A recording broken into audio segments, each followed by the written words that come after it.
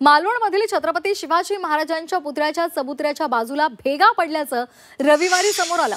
राजकोटमध्ये नुकत्याच नव्यानं उभारलेल्या या पुतळ्याच्या जवळ या भेगा पडलेल्या आहेत। या संदर्भात शिवप्रेमींनी तीव्र नाराजी व्यक्त केली आहे। दरम्यान शिवाजी महाराजांचे विचारच राज्यात बाजूला ठेवले जात आहेत, त्यामुळे हे घडत असल्याची टीका जितेंद्र आव्हाड यांनी केली आहे। तर घटनेला प्रशासनाचा भ्रष्टाचार कारणीभूत आहे असा आरोप शिवसेना उद्धव बाळासाहेब ठाकरे पक्षाचे माजी आमदार वैभव नाईक यांनी केला आहे।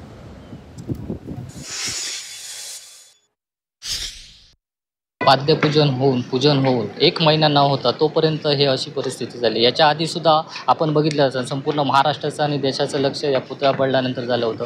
आता सुद्धा आपल्याला अपेक्षा होती एक शिवप्रेमी म्हणून हे काम अतिशय चांगल्या दर्जाचं होईल आणि जेणेकरून जे पहिला जो घडलाय प्रकार तो आता घडणार नाही अशी अपेक्षा होती। परंतु अजून पावसाळा सुरू न झाला, एक पहिला पाऊस जातो न जातो आणि एक महिना न होता तोपर्यंत अशी परिस्थिती आज तुम्ही बघितली।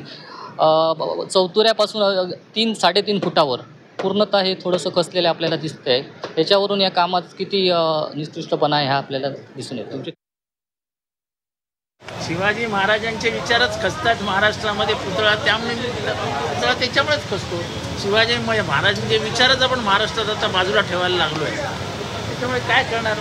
पण या समाजामध्ये द्वेष, धर्मामध्ये द्वेष हे महाराजांना कधी मान्यच नव्हतं, ते महाराष्ट्रात घडत आहे।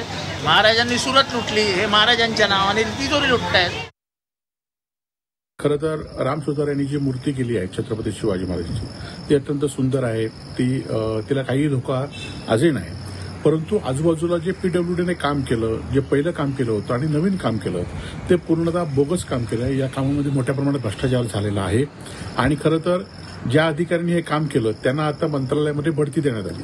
त्यांना आता काही मंत्री त्यांना आपले वयस निघून फिरवत आहेत। खरं तर त्यांच्या म्हणजे ज्या पुतळ्याच्या स्मारकाची जबाबदारी होती त्यांच्यावर कुठलीही चौकशी झाली नाही, अजूनही वेळ गेली नाही। तुम्ही पुतळ्याच्या आजूबाजूचा परिसर आहे तो परिसर हळूहळू खचत चाललेला आहे, त्याचा आपण पाहणी करावी आणि जे अधिकारी दोषी असतील आणि ज्या दोषींना पाठीशी घालत असतील त्यांच्यावर कडक कारवाई करावी एवढीच आमची अपेक्षा आहे।